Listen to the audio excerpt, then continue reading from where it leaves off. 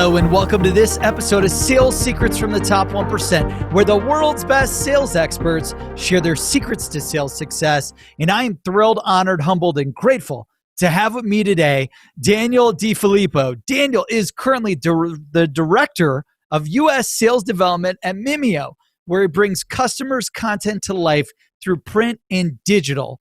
Daniel is more importantly a sales vet with over 8 years in the field, where he played significant roles as VP of sales and sales consultant, where he has 12x and 30x pipeline for his clients.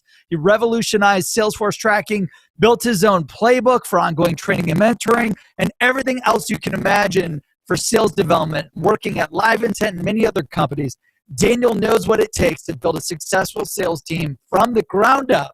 He will break down your current system, dissect it, tear it apart, and build a well-oiled sales machine for your business. Daniel, thanks so much for joining us today.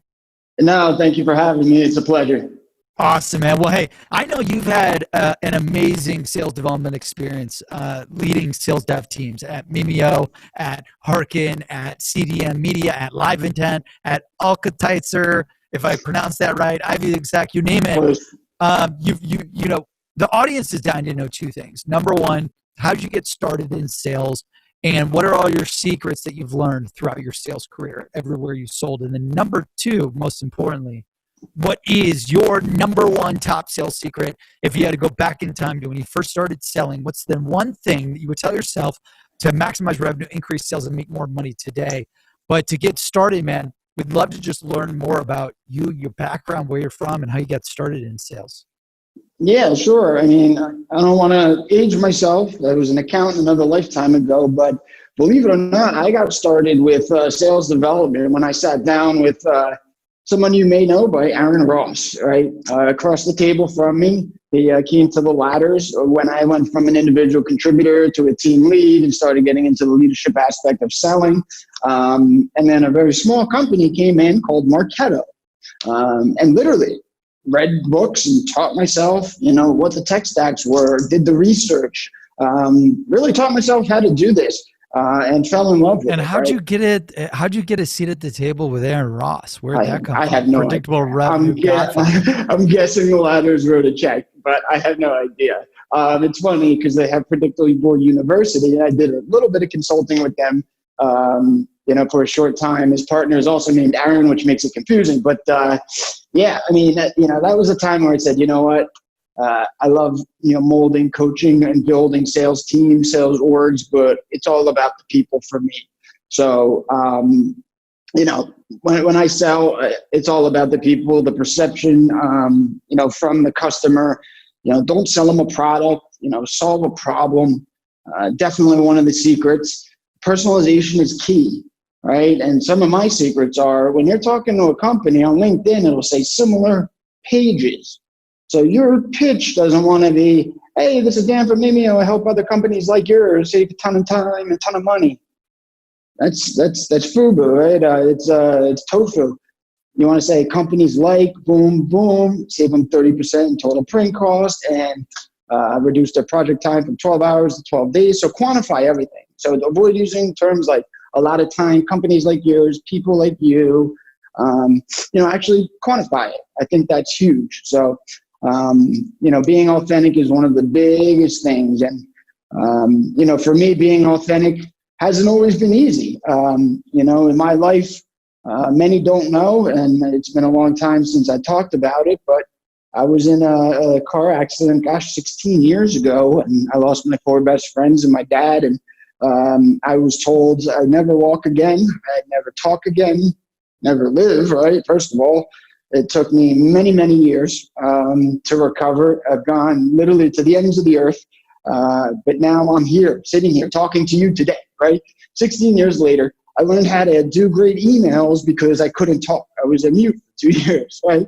Nothing was going to stop me. Like this accident, you were just like on a hospital bed. You couldn't do anything. Life support. Yeah. Life support for a month or two, and then hospital bed for years. But I could do things. I could email. I could read, I could research, right? So I got really good at cadences and, email content, subject lines, starting from, the one-on-one aspect of it, taking a horrible situation and finding the good in it, and coming out of it better. When I hear people say, oh, I can't get in, I don't have the direct line, I can't call her, I can't close this deal because they're using a competitor. Like, dude, like I was closing deals and I couldn't talk or walk, right? It really puts it in perspective where, if someone tells you you can't do something, do it. I mean, prove them wrong. There's nothing better than doing that. So I had quite the journey. I didn't make it a couple times, and I, had the proverbial, I guess, went to heaven and was in a medical induced coma, and it was quite the journey. But it taught me something, right? It taught me that overcoming adversity tells a lot about a person. And I hire hard work and honesty, right? It's all about people. Hire hard work and honesty. If you want to build a team, teach them everything else. Can't teach someone how to work hard. You can't teach somebody how to be honest for the most part. So that's kind of what I live by. Nobody really knows this story because early on there was, some flashback or negative thoughts around it. But now that I beat it and I overcome it, I'm proud of it, and I want to tell the world about it to inspire people, or maybe have them spend another night watching the game with their dad instead of working late or whatever it might be. Right? Just put it in perspective. And the news last night with Kobe was heart-wrenching, but tough. you never know when your time is up. And I got a second chance, and I'm doing my best to affect the people on the SDR teams, on the IDR teams, in the leadership teams, every single day. That's what gets me out of bed. How did you, this is a wild story because I recently heard about this story from you, after years of us knowing each other, because obviously it's hard to probably talk about, but I think you went on Oprah, like you had all these, like you wrote a book, like you talk a lot about this. How'd you stay motivated to just get through it, to just survive and thrive and then keep going on in sales? Like this is a crazy journey. It is. And I think you said something important there, survive, right? I was literally breath to breath. It was one breath at a time. Simplify it, but take your sales process and simplify it, right? One call, one company, whatever it is, simplify, take it one step at a time. No pun intended. I also had to do that, right? I had a 7-day order. My legs had rods and pins, and I literally had to take one breath at a time, one step at a time. It took me many, many years to get over it. But the reason why I wanted to continue to be in sales is because I love helping people. It sounds cliche. I have the non-for-profit to prove it, right? Diane Sawyer called me the bionic man because I was indestructible. I wouldn't die. That's probably the best compliment I ever got. Yeah, that's awesome. But honestly, I don't think what I did was really too incredible, because we don't have a choice, right? You just got to get it done. And that goes to another sales secret, is just you can't beat somebody that never stops, right? Tenacity. Right? I was determined to live, determined to walk, determined to tell my story, determined to get a voice. And we just took it one step at a time. Fix the leg, fix the heart, fix the voice, fix the this. And now, I'm like Frankenstein, but I'm fixed. Right? Looking at me, you want to be able to tell. So I'm really proud of that. And I'm actually, it was really good to say it out loud finally, and embrace who I really am. Because when I come to the office, people that do find out about it when I was keeping it a little bit, quiet, they say, Dan, how do you come in the office positive, energetic every day? Like, you went through hell, right? Like, what are you doing? I'm like, we got to be here and make quick calls whether we like it or not. Let's have fun with it. Let's enjoy it. Power of Now by Tully changed my life, right? What changed your life? A book by Tully, The Power of Now, right? Living in the moment. Power of Now. And I had a light bulb moment. I was walking home from the PATH train and it was raining. And instead of doing one of these, I did one of these like Shawshank, right? I embraced the fresh, cold water, not the, the nastiness of it. So you're only as happy as you allow yourself to be. Being positive takes practice, but you have to bring that energy, that positivity, and understanding the subconscious mind, telling yourself, I can do this, I can do this, I can do this. I used to tell myself in the mirror, I'm going to make sales today. I'm going to break a record. I might not have believed it, but my subconscious doesn't know that, and it hears it, and it will do it, right? And study of the mind and all that is another conversation. But, that's really it. It's, overcoming adversity, coming in every day with a positive attitude, and really believing in what you do. And I'm helping people. I'm molding men and women and professionals, and I have the best job in the world, man. Wow, dude. I know you just went through a lot, right? Yeah, that was simplify. Can't beat someone that never stops. The tenacity, determined to talk, determined to walk. The power of now. Being positive takes practice and overcoming adversity. Because I know you're a very positive, like whatever it takes type of sales leader. Yeah, for those people that are out there just struggling in sales, maybe we're stuck. Maybe we went through a tragic incident like you'd went through. Like, where's the best place to start to build that positive momentum train? Yeah, that's a great question. I mean, everybody has to go through a process, right? And don't get me wrong, I didn't come out of it jumping for joy, right? You certainly have to go through it, but there's a moment and there's a time where you make a decision. I'm not going to let this stop me, right? And the doctor said, you're never going to walk again. So I just started lifting my leg with the weight of the comforter until the nurse noticed and then said, wait, maybe he'll walk one day. And 6 months later, I'm jogging. It's really the ability to be obviously, dedicated and tenacious, but just wanting more out of life. I didn't want to sit at home and collect this ability. I wanted to be out in the world talking, guys like you and people like, the team here at Mimeo and just everything that encompasses being who I am. I really take pride in what I do. I love getting up in the morning. I love interacting with people. Every day I try to help somebody.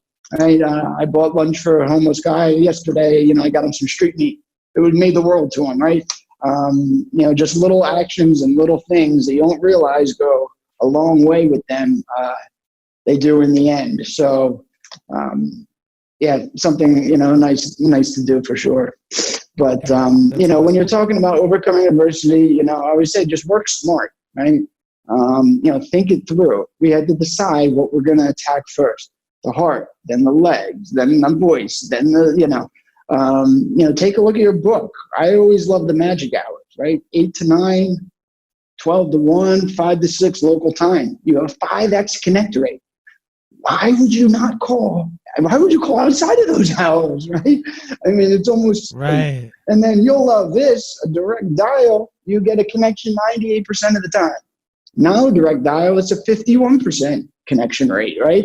So get your direct dials, use Seamless.ai, use whatever you have to do to get those cell phones, get those direct dials, make calls when you're supposed to make calls, and you will be successful. It takes time. Yeah, and it sounds like that secret right there was like based on data, call or sell like at the opportune times, Sure. right? Like it sounds like you said you got to capitalize on those open. Absolutely. And even, with the tools today, and not to age myself, I used to call the yellow pages, right? I got a phone and a computer and I literally closed an $85K deal when I was in recruiting through the yellow pages. But there's so many great tools out there. There's no excuse not to be successful, right? It's almost silly. And if you're new or if you're green, the other guy on the phone or girl doesn't have to know that. So, fake it till you make it.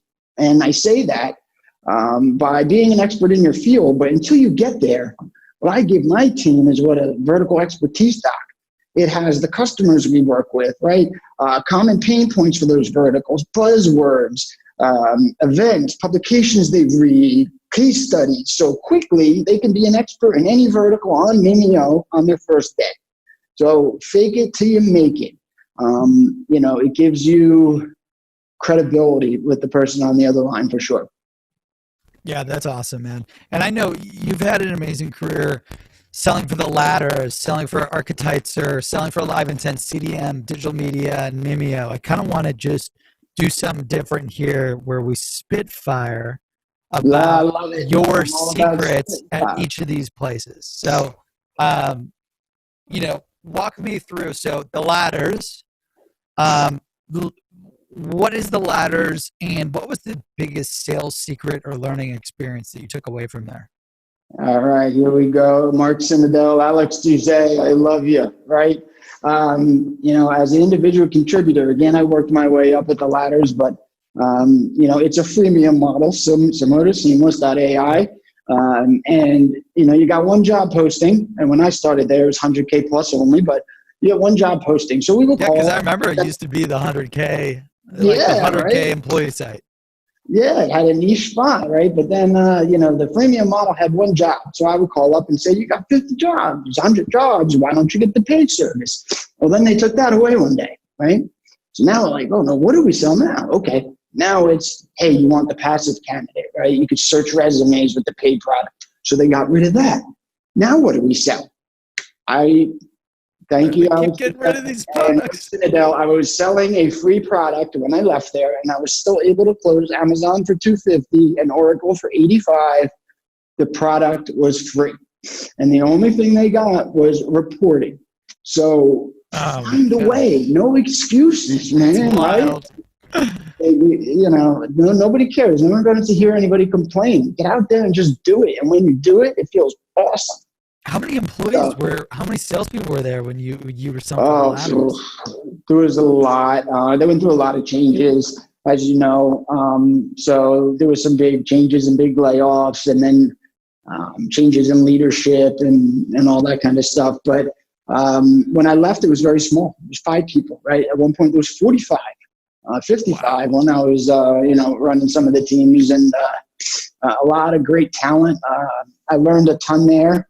That's where I learned, the tools like the Salesforce, the outreach at the time, SalesLoft, Marketo, Cadences, the whole nine. Aaron Ross kind of opened that world to me, but very different than a live intent. Right now, you're talking digital advertising, a whole different culture. A team of 4 in a room with no windows, away from the rest of the company. So, I had to get over that whole misperception of what an SDR is, because it's the hardest job, other than mine. The hardest job at the company. That was my attempt at humor, but by far the hardest 100%. Job. The reason why there's a job for it specifically. Prospecting. And going into live intent. So you left the ladders and you joined live intent a few years later. What is live intent? And talk about that experience, like the biggest sales secret or learning experience that you had there. Yeah. So with live intent, I would say that, it was a clean slate, right? They're a digital advertising firm. So they do digital ads and email newsletters with premium publishers. So it's another niche area, but very successful firm. I had to grow and scale and build a couple departments from scratch. But what I learned there was what motivates one person doesn't motivate another, right? You can walk around and say, make calls, send more emails. Come on, guys, let's get going. And it's white noise. I was able to find out who was intrinsically motivated on a personal level of what motivated them. Did they want to propose? Did they want a beach house? And I used that as the motivator. So if it was Danielle, I'd say beach house. Get in, she's to get on the phone. If it was Josh, I would say princess cut, right? So I think my biggest takeaway there was you have to treat every one of your people separately, like differently, right? What motivates me doesn't motivate my managers and my SDRs and my IDRs, right? Or even my boss. So, really getting to know somebody on a personal level. And then the other takeaway is just managing a remote office in another state, something that's a little tricky, but, you can absolutely do it with, communication and transparency and that sort of thing. So, sorry, this froze a little bit. Yeah, dude, that's incredible. And then how would you identify the motivators though? Like, because I love that process. Like, what would you do to figure out the motivators of all your reps? When you're sitting in a meeting, I always say, my little daily dance, right? If you don't ask, the answer is always no, right? It's as simple as, what do you want? Like, what are you going to do with your commission money? Why are you working so hard? Why are you here? I want to do this. I want to do this in life. Like, getting to know them on a personal level, right? So that's one thing. And then, developing them, whether they like it or not. I always say, you might not like me, but I'm going to make you a badass seller, whether you like it or not, right? In 6, 12, 15 months, you're going to be a polished, solution-oriented seller. I said, you can kick and scream the whole way. You might not like me, but I'm going to make you so uncomfortable, you'll be comfortable being uncomfortable. But that's really what I did. And you earn the trust by being the first guy in the door and the last guy out. Don't ask them to do something you're not willing to do yourself, and they really open up. Yeah, I love that. You just got to ask the question. And I love the fact about telling that you tell these reps, these salespeople, look, you got to get comfortable being uncomfortable. Yeah, well, I tell them that I'm going to make them. Yes. Yeah. I'm going to make you comfortable with I tell them, you won't like me, but awesome. I actually keep, letters in my desk. When I have a tough day, I read them and, hey, Dan, now I get it. Okay, good. That's great. And then I know you had an opportunity to lead sales for CDM before joining Mimeo. Tell me about the experience there and your top sales secrets there. Yeah, and these are all different products, right? So now we're talking CDM media, we're talking lead gen, events, and it was a consulting gig where they wanted me to build and scale an office from scratch, right? So, I think the product and how you sell it is very important. So, for example, we talked a little bit about an IBR role, and what that looks like here at Mimeo. It probably looks very different than it does at Seamless because of our products. And our solutions and customers even. But with CDM Media, I think the biggest thing that I learned was sometimes you can do everything right, and it may not work out the way you want it to. And I'm not saying it didn't work out, but you have to believe in the process, and you have to keep steady and continue on, because in the end, it'll all come together. Things happen the way it's supposed to, right? So, meaning we had to overcome some adversity, and now they're doing fantastic. That was a project. And then, I moved on to Harkin, which was is a an HR SaaS product. Okay. I had a whole nother world of issues. Oh, wow. Like what? So there again, great product. I loved it. It was on-demand interviewing where they could do it from any device at any time and record themselves. Very cool. Easy sell, but everybody's remote, right? You got 5 sales reps. It's a startup, and sometimes people are set in their ways. And I say the only consistent thing in this business is the inconsistency, meaning local presence used to give you a 58 higher connect rate. Now, shut it off, right? It's not going to work. You see a local area code on your phone, and I block it. Exactly. Block it as well. Anyone that still says local presence works great. I don't. Yeah. We have to turn it off sometimes, but yes, So that's one thing. So they weren't necessarily open to some changes, but they're doing really well now, which is great. But it's really hard, and it's really different to work in different cultures, different types of people.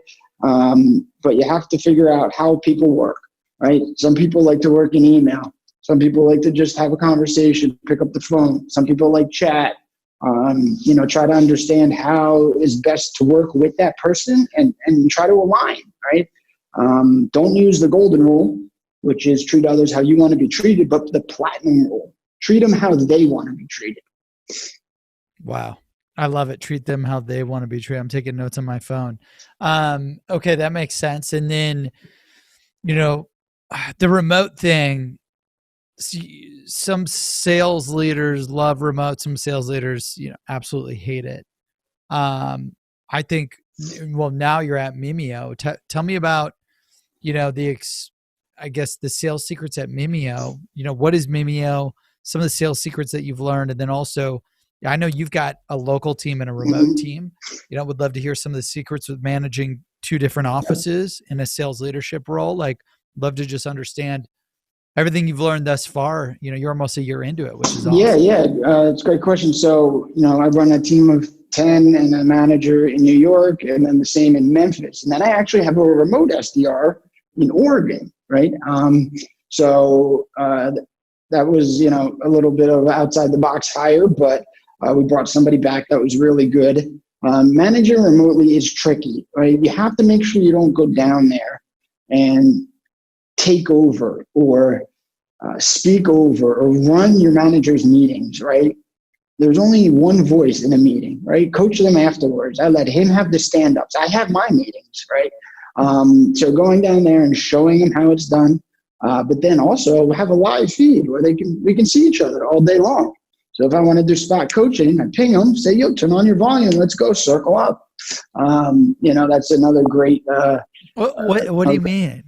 Like, what do you mean live feed? Have a live feed, like a high five, like we're talking now on all the time on the big TV in the office, so I could see them and they could see me. Really? So like they've got, is this like a Zoom room or what is this? Yeah. But don't ask me the IT behind it. I just ask the requests and they get it done. But yes, Wow. You can see each other, right? So if I see a bunch of empty desks, I'm like, come on, what's going on here, guys? Or they see New York banging the phones, they're gonna, the energy is contagious. So that's great. And then I have to show a presence down there. I can't let them feel like New York is first and Memphis is second, right? We are one team. They're not two teams. I mean, there's some fun, competitiveness between two, but I have to make them feel like one team. And going down there at least once a month, once every 6 weeks, spending time with them, making them feel like, they matter, calling them. I think that's a big, big, big important piece of it as well. Wow. Yeah, that's awesome because you've got an office in New York and an office in Memphis, correct? Yep. And then a remote SDR in Oregon. In Oregon. Wow. Yeah, working on West Coast. So really the core of what you learned at Mimeo is, like if you had to boil it down, the top secret that you've learned at Mimeo so far, what would you say that is? And I'm going to steer away from the leadership piece for a second and tell you what differentiates the SDRs and what differentiated me from everyone and what made me the 10X person. There's always one person that does 10X, right? And it's why. And their answer is always, I'm just doing what you told me. But I always say you have to become a master multitasker, right? Master multitasker. What does that mean? Am I up on my Seamless and I'm on my outreach or whatever it is, and I'm doing this and I'm my LinkedIn on all my screens, or my multitasking by doing Pinstagram, right? Again, my attempted humor. I know it's Instagram and Pinterest, but right, put the phone away. It takes intense concentration, practice, but while that automation's happening in the background, always have the phone ringing. Right? You're doing your email, you're doing your social. Once they pick up, boom, you snap out of it and you go into your pitch. I love that tip. Not enough people do that. You do 10X what everybody else does. Like, how you spending that time when the phone's ringing? Are you, playing with your finger? Are you, picking your nose? Are you like Instagram, or are you like calling while doing social, while doing email, while doing? Like, I've got 7 screens, so you could just multitask all day. I was so jealous of your screens. Yeah, because they only give me 3 or 4 here. I was like, oh my God, that's beautiful. Yeah, because like every second makes you're either making money or you're losing. Yeah, and that's the thing. That one call, that one extra email, that one extra blast, like that could be the difference in your quarter. Mimic the people that are successful. Find out who has the top activity. See how they do it. Find out who has the highest close rate. Watch them do it. Almost morph yourself into a little bit of everybody, but become the best Mimiac you can be. Right? Yeah, I love it. Now, what do you say to reps who are like, well, Dan, you want me to be using the power dialer and also doing social, and like, what if they pick up and I'm not ready, or yada, yada, yada. Like, how do you handle those? I'm going to call them excuses because I truly believe they're excuses. Well, I do something it's not a very creative name, but call for call, right? I'll get them in the conference room, and now my managers do this, but literally we go through the book, they make a call and go through the scenario. But I've even put it up in a meeting with my whole team and showed them how I could multitask and do 10x what they're doing, right? But, then they'll pick up. I want them to make mistakes. Like I said, it's practice, but then you get better. And then I'll do it, and then they critique me, right? And I'll make a call, he makes a call, I make a call, he makes a call. But anyone that says they cannot do it, it is absolutely an excuse, right? Because you got recorded voicemails that you're dropping. Right? And quickly and almost instantly, when someone picks up, you know who they're working for, what the title is. You have a general sense of who you're speaking with. And if you use that vertical expertise dot, you can go right into your pitch pretty easily. So that's what I would say is.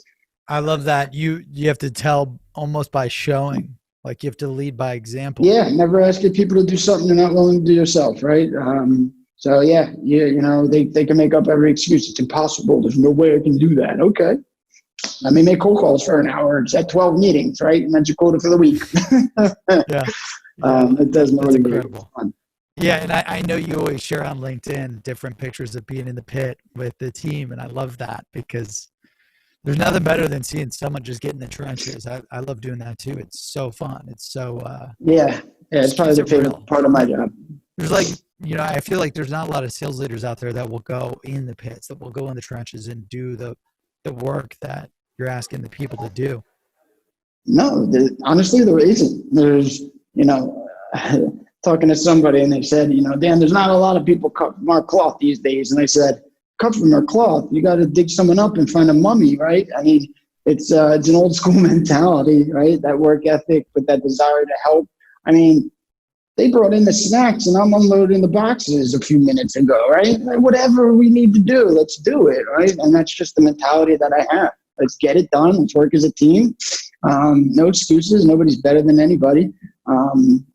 And that's really important, actually. Let me just touch on one more thing. Protect your people. Protect your people. What do you mean?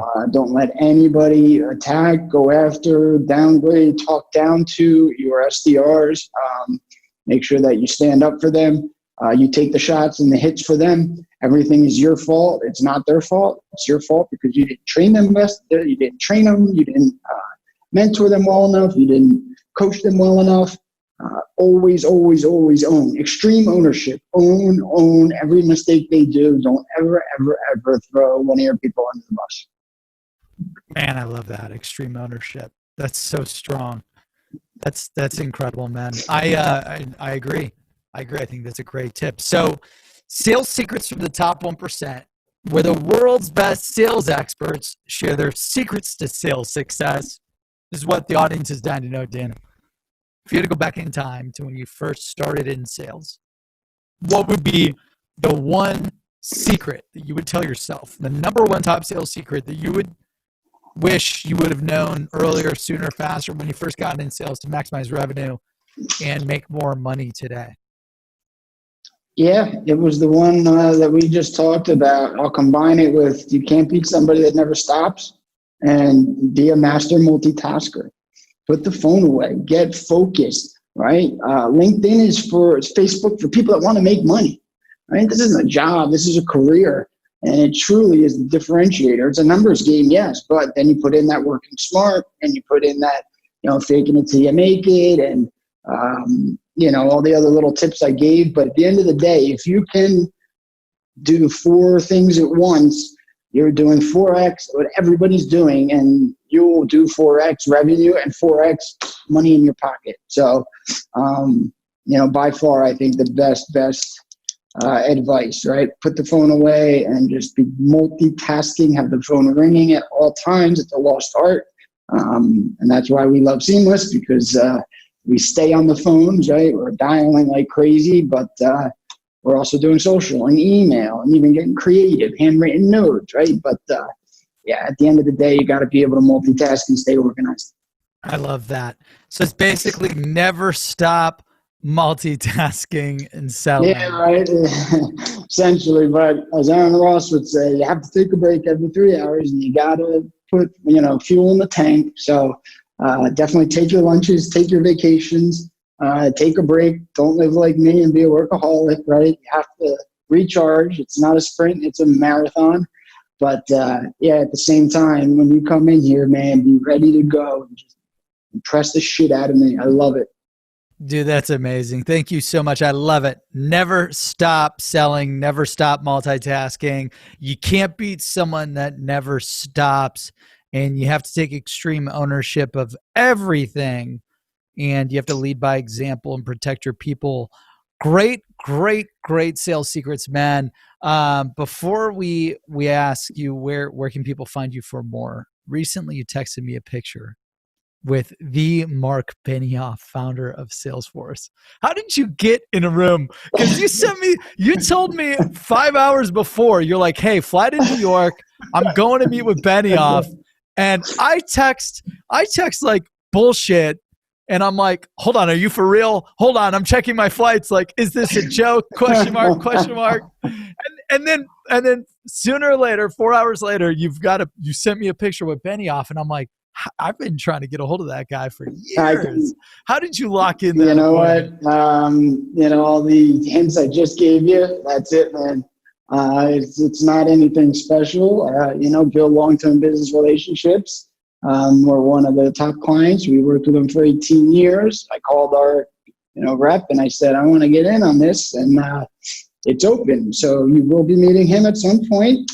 Took your shot. The golfer, we're also going to be playing Augusta soon. So, we got a couple of things lined up, which is fun. But really, a lot of these guys, even though he's worth $4.3 billion, he's just like us, right? He's just another guy, right? And, it's really cool to just kind of talk to him like we're talking now, but not even about business. But yeah, he's certainly a presence in the room physically and in every other way, shape, or form, because the man is huge. He towers over everybody. But to reference Wolf of Wall Street, their holiday party was similar. They had ballet on the table. They had Rockettes walking around and people on stilts, and I thought I was in Wolf of Wall Street. He must have, I don't even know how much. Oh my gosh! Yeah, it was very wild. Cool. Very cool. So next time that's you're awesome, next time man. Oh yeah, absolutely. Next time you tell me that, I'm jumping on a plane. I'm not even gonna think about it. I'm like, I'm done. I'm there. See, I didn't take my shot like you did.